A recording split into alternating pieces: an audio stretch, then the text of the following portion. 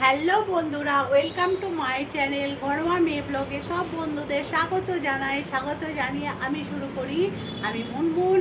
আজকে আমি আমার ভিডিওটা স্টার্ট করছি বেডরুম থেকে।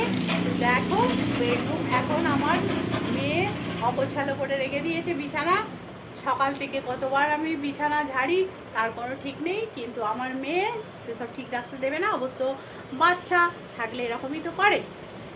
তো গরমও প্রচুর পড়েছে বন্ধুরা, তোমরা সবাই কেমন আছো? আর বাইরে যা প্রখর রোদ উঠেছে, দেখো সকালবেলা জামা কাপড় কেচে শুকুতে দিয়েছি, আধ ঘন্টার মধ্যে জামা কাপড় শুকিয়ে গেছে। দেখো, হ্যাঁ, এই দেখো সব জামা কাপড় শুকিয়ে গেছে আধ ঘন্টার মধ্যেই। আর বাইরে বাইরে প্রচণ্ড রোদ। মেয়ে গেছে মেয়ের বাবার সাথে একটু বেড়াতে গেছে, বাইরে দুধ আনতে গেছে। তো আমি ভাবলাম এই ফাঁকে মেয়ে যখন নেই একটু ভিডিও বানিয়ে নিই। তো চলো বন্ধুরা, রান্নাঘরে যাই, গিয়ে দেখো কি আজকে রান্না হয়েছে। আর চলো দেখাই রান্নাটা আজকে কি হয়েছে। আর কালকে রান্না হয়েছিল মাছ, আজও হয়েছে মাছ।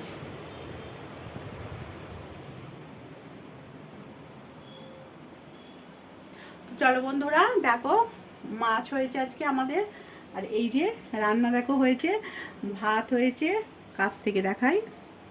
ভাত, মাছের ঝাল সর্ষে বাটা দিয়ে, কলমি শাক ভাজা। আর এই দেখো এখানে এখন আমের টক ফুটছে, আমের টক। তো এইগুলো আজকে এখন রান্না হয়েছে। আমের টক এখনো ফুটছে, কমপ্লিট হয়নি। এখন আমাকে একটু ডাল করতে হবে, তার কারণ আমার মেয়ে ডাল ছাড়া তো ভাত খেতে পারবে না। তো মেয়ের জন্য একটু ডাল আমাকে করতেই হবে। আর অন্যদিন হলে ওর বাবাও ডাল খায়, কিন্তু আজকে যেহেতু টক হচ্ছে, মাছের ঝাল আছে, তো আজকে আর ওর বাবার ডালের দরকার নেই। তো মেয়ের জন্যই শুধু ডাল করব। মেয়ে মাছ ভাজা, আলু ভাতে আর ডাল দিয়ে ও খেয়ে নেবে। আর আমাদের তো এত রকম কিছু আছে, আলু ভাতে দিয়ে রেখেছি মেয়ের জন্য। আর টকটা এখন ফুটছে, মেয়ে এক্ষুনি এসে হাজির হয়ে যাবে।